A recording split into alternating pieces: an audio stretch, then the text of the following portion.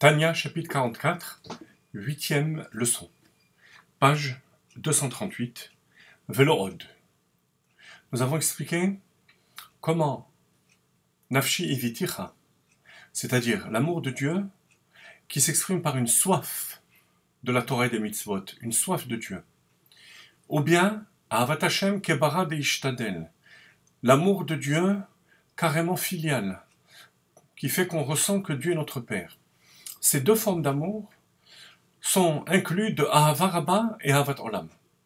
C'est-à-dire un amour qui vient d'en haut et un amour qui vient par en bas. Effectivement, ce qui fait qu'on ressent que Dieu est notre oxygène, si on peut s'exprimer ainsi, et qu'on est une partie de Dieu, ben ça vient par en haut, par Akadosh Baruch Hu. Ensuite, il y a le moyen, Ahavat Olam, de dévoiler ces deux formes d'amour de Dieu. Donc ça inclut et de ce qui vient d'en haut et de ce qui vient d'en bas.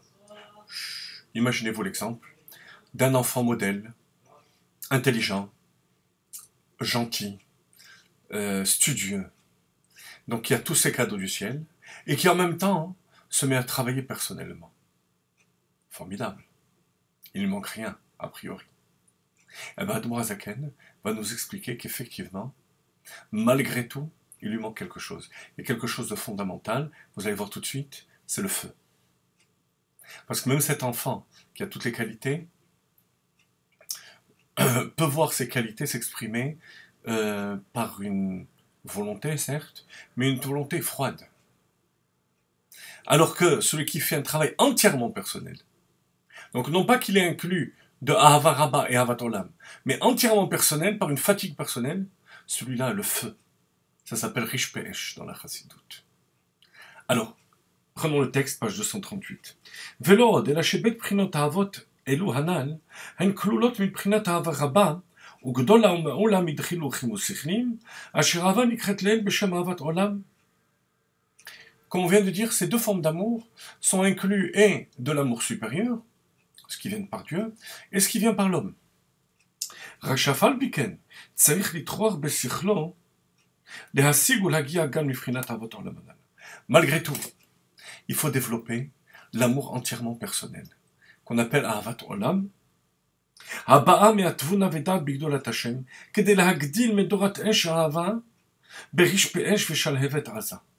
pour développer la flamme, la passion. Ça ne peut venir que par le travail personnel.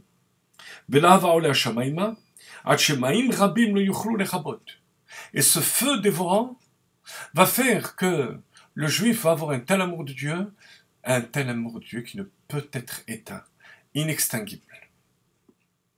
On a raconté le deux fois. Qui est chitron no ma'ala nifrinat ahava kirishpe shalevet aza, haba ma'atvuna v'da u'telen sobaocho. Al shte brinot ahava anal, kasher enan kirishpesh. Parce que l'amour entièrement personnel est supérieur à l'amour qui est composé des deux. L'enfant studieux,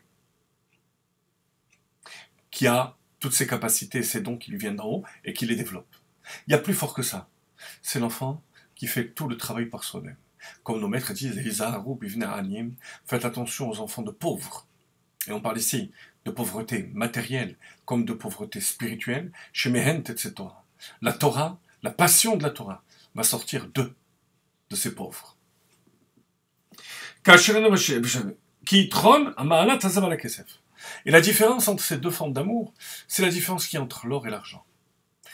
L'or est supérieur à l'argent, non pas seulement parce qu'il est plus rare et qu'il coûte plus cher, mais parce qu'il a un éclat particulier. C'est justement cette flamme, qu'on appelle en yiddish glans. Glans, c'est l'éclat. C'est le rish pe'esh, c'est ce feu dévorant. וגם כי זה כל אדם בתכליתו למען דעת את כבוד השם ועיקר טבעיות גאולתו, כפי אשר יוכל סנט, כמו שהברא מאמנה פרש בו בגין דשום אדוני, חולק עמדה.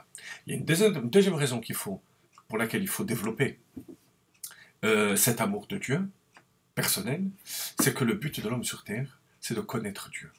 Donc il faut utiliser cette connaissance. Donc chers amis, je vous résume cette fin du 44e chapitre. Le travail personnel, l'amour de Dieu qui vient par la connaissance et la recherche personnelle d'Akadosh Baruch Hu, comme Avraham Avinu. Lech lecha me'artzecha.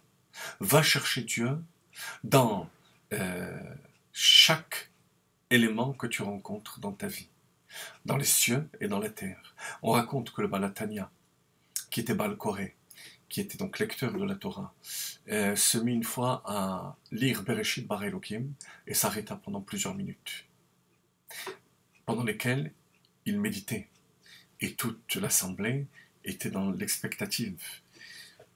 Par la suite, un vieux chassid raconta cela à son petit-fils, le Tzemar Tzedek, qui était très jeune à l'époque. Et le Tzemar Tzedek de dire que il est sûr et certain de ce à quoi le Baal Tanya a réfléchi à ce moment-là. Comment? Parce qu'il avait l'habitude, lui, de recevoir ses secrets par son grand-père, jusqu'à ce qu'il puisse lui-même, de par lui-même, les découvrir. Et ce secret de Bereshit est le suivant. Bereshit, le début et l'essentiel de toute Avodat Hashem, c'est Bara Elokim. C'est Bara veut dire créer, mais veut dire aussi dévoiler, comme Machat chez Ivri, une aiguille qui ressort, qui se dévoile. C'est de dévoiler Elokim. La présence de Dieu qui est cachée dans le monde.